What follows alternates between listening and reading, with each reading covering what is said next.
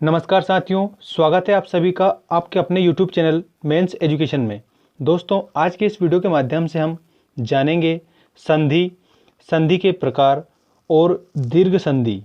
ठीक है, संधि कक्षा 10वीं और 12वीं की एग्ज़ाम में पूछी जाती है और विभिन्न प्रकार के जो कंपटीशन एग्ज़ाम हैं उनमें भी हिंदी में मुख्य रूप से संधियाँ पूछी जाती है। तो दोस्तों, आज का वीडियो आपके लिए बहुत ज़्यादा इंपॉर्टेंट होने वाला है, इसलिए आप वीडियो को लास्ट तक ज़रूर देखें। आपको एक ही बार में समझ में आ जाएगा कि संधि क्या है, संधि के कितने प्रकार हैं और जो स्वर संधि है उसमें हम आज अब बात करेंगे दीर्घ स्वर संधि की और स्वर संधि की परिभाषा। तो आइए शुरू करते हैं। कुछ उदाहरण देखते हैं। सबसे पहले क्या लिखा हुआ है, पुस्तकालय। ठीक है, पुस्तकालय, इसमें पुस्तक धन आलय। तो इसमें क्या बना हुआ है यहाँ पर देखें आप, छोटा आ और बड़ा आ।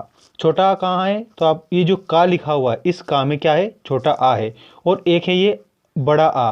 तो पुस्तक धन आलय, तो छोटा आ धन बड़ा आ बराबर बना बड़ा आ।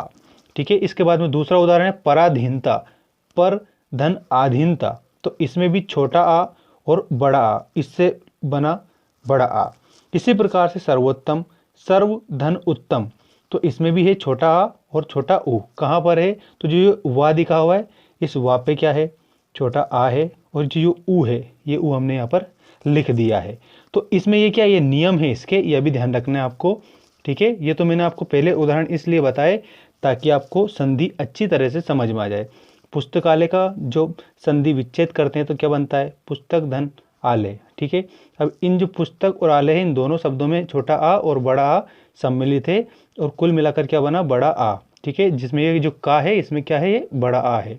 इसी तरह से पराधीनता, पर धन आधीनता, इसमें भी छोटा आ धन बड़ा आ बराबर बड़ा आ। इसी प्रकार से सर्वोत्तम, सर्वधन उत्तम, तो ये आ और ये ऊ क्या बना, ओ बना। ठीक है, सर्वोत्तम, सर्वधन उत्तम, इसी का क्या बना, सर्वोत्तम बना। तो किस प्रकार बना, उसका हमने वर्ण विच्छेद किया तब जाकर बना आ और ऊ। ठीक है, ये ओ। अब हम देखते हैं परिभाषा। परिभाषा देखें आप सभी, जब दो ध्वनियाँ आपस में मिल जाती है तब वहाँ संधि होती है। ये सिंपल परिभाषा है, जब दो ध्वनियाँ आपस में मिल जाती है तब वहाँ पर संधि होती है। अब ध्वनियाँ कैसे मिलती है, ठीक है, वर्ण कैसे मिलते हैं, आज इस वीडियो के माध्यम से आपको बताया जाएगा। ठीक है, जब दो ध्वनियाँ आपस में मिल जाती है तो वहाँ पर संधि होती है। संधि के 3 प्रकार हैं। ठीक है, प्रश्न अगर बना कि संधि के कितने प्रकार हैं, तब आप बताएंगे कि संधि के 3 प्रकार है, स्वर संधि, व्यंजन संधि और विसर्ग संधि। अब स्वर संधि क्या होती है ये आप सीखें इस वीडियो के माध्यम से। दो निकटतम स्वरों के मेल से जो परिवर्तन होता है उसे स्वर संधि कहते हैं। स्वर संधि में आप बताएंगे जो दो निकटतम स्वरों का जब मेल होता है तो उससे जो परिवर्तन होता है उसे स्वर संधि कहते हैं। इसके 5 भेद होते हैं।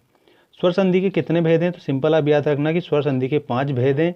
दीर्घ स्वर संधि, गुण स्वर संधि, वृद्धि स्वर संधि, यण स्वर संधि और अयादि स्वर संधि। अब इसके बाद में आपको सबसे पहले बताएंगे हम दीर्घ स्वर संधि और उसके नियम।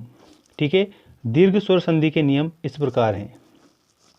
ह्रस्व या दीर्घ आ ई उ, ह्रस्व या दीर्घ आ ई उ के आगे ह्रस्व या दीर्घ स्वर बड़ा आ, बड़ी ई, बड़ा ऊ आए तो दोनों मिलकर क्रमशः बड़ा आ, बड़ी ई और बड़ो ऊ बन जाते हैं। ठीक है, तो वहाँ पर क्या होता है, ये दीर्घ स्वर संधि होती है। अब आप उदाहरण के माध्यम से समझें कि दीर्घ जो स्वर संधि है वास्तव में क्या है। जैसे, ठीक है, जैसे उदाहरण है आ धन आ। अब ये भी छोटा आ है और ये भी छोटा आ है, तो ये क्या बना, दोनों का बड़ा आ बन गया। जैसे मत धन अनुसार, तो ये बना मतानुसार। तो ये जो मता, इसमें जो ता दे रखा है ये किससे बना है, इस ता और इस आ, इसमें क्या है, ता में भी एक छोटा आ है। ठीक है, और एक आ तो है ही, तो यहाँ पर आपको ध्यान रखना है कि छोटा आ धन छोटा आ तब बनता है बड़ा आ। जैसे मत धन अनुसार, तो इसका क्या बना, मतानुसार, जिसमें जो बड़ा ता दे रखा है तो हम कह सकते हैं कि ये छोटा आ और ये छोटा आ दोनों मिलकर बड़ा आ बना।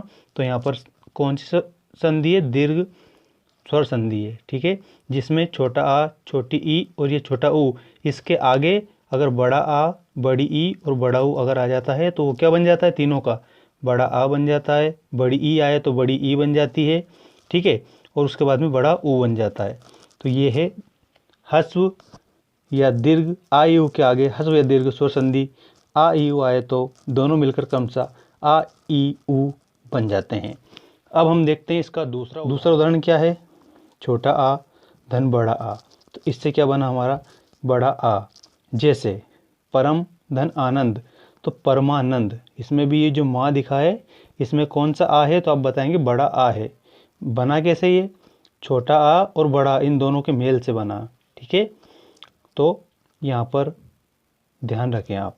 इसके बाद में नेक्स्ट उदाहरण है आ धन आ। अब इन दोनों में बड़ा आ रहा है और उसको मिलाकर बना बड़ा आ। जैसे महाधन आत्मा, तो महात्मा, ठीक है। अब इस हा में बड़ा आ रहा है, ठीक है। अब जब हम इसका विच्छेद करेंगे, ठीक है, वर्ण विच्छेद हम इसका करेंगे, महाधन आत्मा तभी बनेगा महात्मा। तो ये हा है, इसमें भी बड़ा आ है, और ये आत्मा, इसमें भी बड़ा आ है। तो बड़ा आ और बड़ा आ दोनों मिलकर क्या बनता है, बड़ा आ ही बनता है। तो ये जैसे महाधन आत्मा तो महात्मा, तो इसमें कौन सी संधि है, तो आप बताएंगे दीर्घ संधि है। अब इसके बाद में नेक्स्ट जो उदाहरण है वो इस प्रकार है। छोटी ई धन छोटी ई, इन दोनों को मिलाकर बनता है बड़ी ई। जैसे रवि धन इंद्र, तो रविंद्र, रवि धन इंद्र, तो क्या बना, रविंद्र बन गया, ठीक है। अब इस वी में जो वा दे रखा है, इसमें बड़ी ई की मात्रा है, वो कैसे बनी, छोटी ई और छोटी ई को मिलाकर बनी। जैसे रवि, तो इस वा में भी छोटी की मात्रा दे रखी है, और इंद्र, इंद्र में पहला जो अक्षर है वो छोटी ई है ही सही, तो छोटी ई प्लस छोटी ई बराबर बनता है बड़ी ई। जैसे रवि धन इंद्र रविंद्र, ये है दीर्घ संधि। अब हम देखते हैं एक और इसी संधि का उदाहरण। छोटा ऊ धन छोटा ऊ बराबर बना बड़ा ऊ। देखें इसमें जो ह्रस्व है उसका क्या हो जाता है, दीर्घ हो जाता है, आपको ये ध्यान रखना है। जैसे ये भी छोटा है, ये भी छोटा है, तो क्या बन गया, दीर्घ बन गया बड़ा ऊ। और अगर दीर्घ ही आए तो दोनों जगह, जैसे यहाँ पर एक ह्रस्व है और एक दीर्घ है, ह्रस्व या दीर्घ अगर आता है तो उसका दीर्घ ही बनता है, तो दीर्घ बन रहा है मतलब दीर्घ संधि है, ठीक है, दीर्घ स्वर संधि। जैसे छोटा ऊ धन छोटा ऊ, तो बड़ा ऊ बन गया, दीर्घ बना। जैसे लघु धन उत्तरीय लघुत्तरीय, ठीक है, तो ये है हमारी दीर्घ स्वर संधि। धन्यवाद दोस्तों, चैनल को जरूर सब्सक्राइब करें यदि आपको वीडियो पसंद आता है तो। Thanks for watching.